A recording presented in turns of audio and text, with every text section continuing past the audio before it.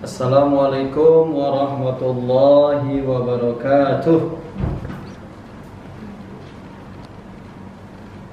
Bapak Ibu hadirin wal hadirat yang sama-sama dirahmati Allah Subhanahu wa taala. Alhamdulillah rabbil alamin. Wassalatu wassalamu ala asyrafil anbiya'i wal mursalin wa ala alihi wa ashabihi wa man sara fi nahjihi ila yaumiddin. Asyhadu an la ilaha illallah wahdahu la syarikalah wa asyhadu anna Muhammadan abduhu wa rasuluhu la nabiyya ba'dahu. Usikum wa nafsi bi taqwallah faqad fazal muttaqun. Pada kesempatan yang baik ini saya ingin menyampaikan sebuah hadis, dan ini merupakan wasiat tausiah yang disampaikan oleh baginda Rasulullah SAW di hadapan para sahabatnya. Beliau mengatakan, man ya'khudhu anni haula'il kalimat faya'malu bihinna aw yu'allimuhunna man ya'malu bihinna. Kata Nabi, siapa di antara kalian yang ingin mengambil beberapa nasihat dariku, baik ia ingin mengamalkan nasihat itu atau ia ingin mengajarkannya kepada orang lain yang ingin mengamalkan nasihat itu. Jadi nasihat itu untuk diri sendiri atau disampaikan kepada orang-orang yang ingin mengamalkan nasihat itu. Dan ternyata yang merespon dan segera maksud saya itu sahabat Abu Hurairah. Kata Abu Hurairah, "Ana ya Rasulullah, saya." Fa akhadha an-nabiy sallallahu alaihi wasallam bi yadayya fa aqada fiha khamsan. Lalu dipeganglah tanganku, kata Abu Hurairah, oleh Rasulullah SAW. Ternyata ada 5 yang disampaikan oleh beliau. Yang pertama adalah ittaqil maharim takun a'badan nas.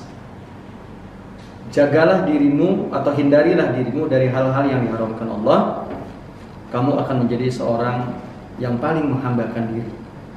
Dalam bahasa Indonesia memang kata kerja tidak bisa menjadi tapi dalam bahasa Arab itu ada abada ya'budu a'bada. Jadi sangat-sangat beribadah, teribadah.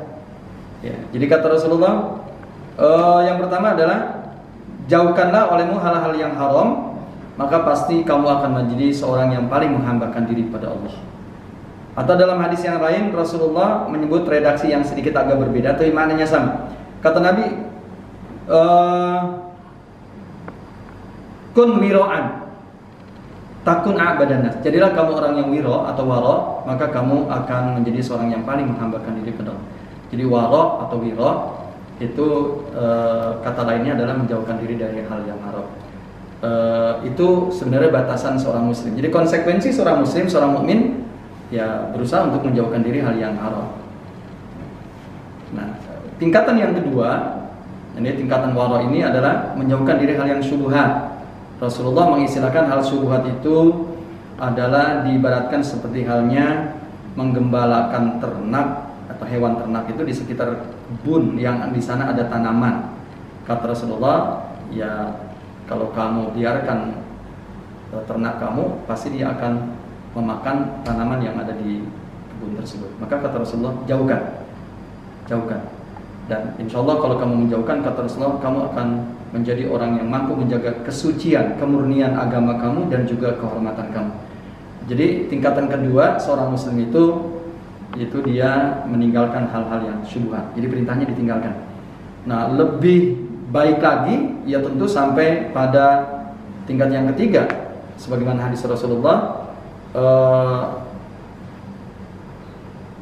kata beliau, Islamul mar'i tarkuhu ma la ya'ni. Jadi kebaikan keislaman seseorang ketika dia mampu menjauhkan hal-hal yang tidak berfaedah, hal-hal yang kurang bermanfaat, sehingga dia menjauhkan darinya.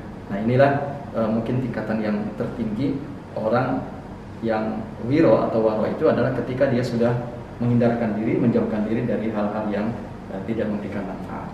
Ya, apakah ucapan, tutur kata, perilaku, atau apa sajalah yang kira-kira seandainya tidak memberikan manfaat itu dia berusaha menjauhkan. Itu yang pertama. Yang kedua kata Rasulullah yaitu warda bima qasamallahu laka takun agnanan nas. Ridholah kamu. Ya, ridho itu bahasa Arab, bahasa kitanya itu artinya legowo atau bukan ikhlas ya, tapi puas sebenarnya. Ridho itu puas. Jadi puas terhadap jatah pemberian Allah kepada kalian. Ya, umpamanya rumah basi, satu kendaraan. Kalau kendaraan saya nggak sebut satu karena ada sepeda, ada motor, ya bisa jadi juga ada mobil atau mungkin mobil belum. Ya, maka ketika ia ridho puas terhadap jatah yang diberikan oleh Allah, termasuk juga kesehatan, postur tubuh, mungkin ganteng kalau laki-laki, kalau wanita cantik dan lain sebagainya. Ketika dia puas terhadap pemberian Allah itu, maka kata Rasulullah, kamu akan menjadi seorang yang paling bersyukur, ya, paling bersyukur. Dalam hadis yang lain adalah orang yang berkecukupan, orang yang kaya misalnya. Karena menurut pandangan Islam bahwa kaya itu adalah bukan karena berlimpahnya materi, ya, tetapi orang yang kaya hati, ya, laisal gina, ya, kasratul mal, ya, walakinnal gina nafs. Jadi bukan orang yang kaya kata Nabi yaitu karena melimpahnya harta, tapi orang yang kaya adalah orang yang kaya hati. Jadi belum tentu orang yang melimpah materi secara kasat mata lalu dia orang yang kaya. Buktinya ya melimpah materi, ya, bukan orang yang kaya.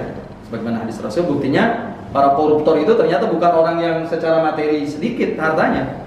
Ya malah di garasi mobilnya pun nggak cukup di garasinya, malah kadangkala dia menamakan STNK di mobilnya pun bukan nama dirinya, ya, bukan nama keluarganya, malah nama artis, ya. Kalau kita lihat para koruptor itu semacam itu. Jadi artinya ini orang yang susah sebenarnya, orang yang miskin. Jadi orang yang kaya menurut Rasulullah adalah orang yang kaya hati. Nah, untuk menjadi orang yang kaya hati ini pesan Rasulullah adalah kita merasa puas, ridho terhadap jatah yang Allah Subhanahu wa taala berikan kepada kita. Itu yang kedua. Yang ketiga, janji Rasulullah adalah kata beliau nasihatnya wahsin ila jarika takun mu'minan. Berbaik-baiklah kalian kepada tetangga kalian, ya, siapa saja yang menjadi tetangga kamu, muslim, mukmin dan lain sebagainya, tidak melulu muslim saja. Kata Rasulullah, kamu akan menjadi seorang mukmin, ya, menjadi seorang mukmin. Tapi dalam hadis yang lain Rasulullah redaksinya justru menjadi seorang muslim. Jadi muslim dengan mukmin itu bisa jadi punya makna yang sama. Karena kalau kita mengatakan wahai saudara-saudara muslim, itu artinya dia mukmin. Wahai kaum mukminin artinya dia muslim. Ya, itu kita nggak membicarakan masalah makna muslim dengan mukmin. Jadi di sini makna muslim dengan mukmin sama. Karena hadis yang lain kata Rasulullah, berbaik-baiklah kamu kepada tetangga kamu atau berbuat baiklah kamu kepada tetangga kamu, maka kamu akan menjadi seorang mukmin atau boleh menjadi seorang muslim. Dan lebih jauh, ya, lebih jauh ini manfaat tetangga itu sampai-sampai kata Rasulullah, kesaksian tetangga itu malah jauh lebih diterima oleh Allah Subhanahu wa taala dibandingkan dengan katakanlah ketika kematian lalu ahli waris atau ahli mayit atau panitia suka bertanya, ya, kita mungkin lihat, wahai saudara-saudara kaum muslimin yang akan menyolatkan orang tua kami atau keluarga kami, apakah saudara-saudara menyaksikan bahwa keluarga kami ini, mayit ini adalah orang baik? Biasanya secara kur mengatakan orang baik begitu. Ya, itu pun boleh, saya tidak mengatakan salah. Tapi yang lebih utama lagi sebenarnya kebaikan seseorang itu adalah disaksikan oleh para tetangga. Sangat penting justru. Malah dalam sebuah hadis kata Rasulullah, kesaksian tetangga terhadap kebaikan seseorang itu, maka Allah Subhanahu wa taala akan setuju. Adapun yang dia tidak tahu ketidakbaikannya umpamanya dan dia tidak tahu tetangga itu, maka Allah Subhanahu wa taala memaafkannya. Jadi sangat luar biasa tetangga itu. Ya, sehingga dalam Quran itu disebutkan setelah kita wa'budullah, menyembah Allah, tidak syirik, kemudian wabil walidaini ihsana wabidzil qurba, ya, itu disebutkan di dalam Quran. Beribadah kepada Allah, tidak syirik, berbaik-baiklah kamu pada orang tua kamu, birrul walidain juga, dan juga baik kepada tetangga, baik tetangga yang dekat maupun tetangga yang jauh. Dikatakan yang dimaksud dengan tetangga jauh itu adalah kawan sejawat, bisa jadi kawan ketika perjalanan dalam satu event atau dalam satu kegiatan begitu. Maka perintahnya dalam Islam itu tetap kita diperintahkan untuk menjalin baik-baik kita, kebaikan kita, ihsan kita kepada mereka. Dan janjinya kata Rasulullah, kamu akan menjadi seorang mukmin. Dalam hadis lain, kamu menjadi seorang muslim. Paling tidak adalah sebagaimana kata Rasulullah, al-muslimu man salimal muslimuna min lisanihi wa yadihi. Dikatakan seorang muslim, seorang mukmin adalah ketika dia ya tidak mengganggu orang lain, tidak melakukan kejahatan ya kepada orang lain, baik dilakukan oleh tangannya maupun oleh lisannya. Jadi ketika dia mampu menjaga dirinya ya dari melakukan kejahatan pada tetangganya, baik dilakukan oleh tangannya maupun oleh mulutnya, insyaallah itulah muslim yang hakiki, itulah mukmin yang hakiki. Kemudian yang keempat kata Rasulullah yaitu wa ahabbin nas ya ma tuhibbu li nafsika takun musliman. Berbaik-baiklah kamu kepada saudaramu seorang muslim, maka kamu akan menjadi seorang muslim. Berbaik-baiklah kamu kepada kawan kamu sebagaimana kamu baik kepada dirimu sendiri. Cintailah saudara kamu itu seperti kamu mencintai dirimu, menjaga dirimu, maka kamu akan menjadi seorang muslim. Dalam hadis yang lain menjadi seorang mukmin. Itu hadisnya banyak, ayat pun banyak. Innamal mu'minuna ikhwatun fa'aslihu baina akhwaikum. Umpamanya mukmin dengan mukmin adalah bersaudara, ya dia selalu menjaga persaudaraannya, dan kalau ada selisih tolong nasihat.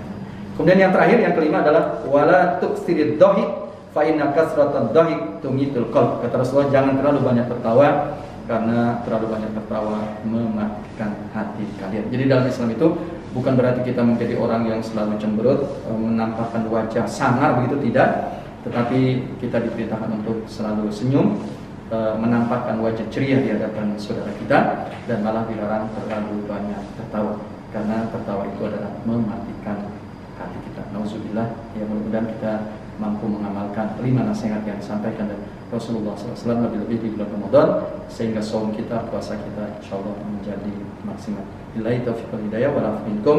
Wassalamualaikum warahmatullahi wabarakatuh.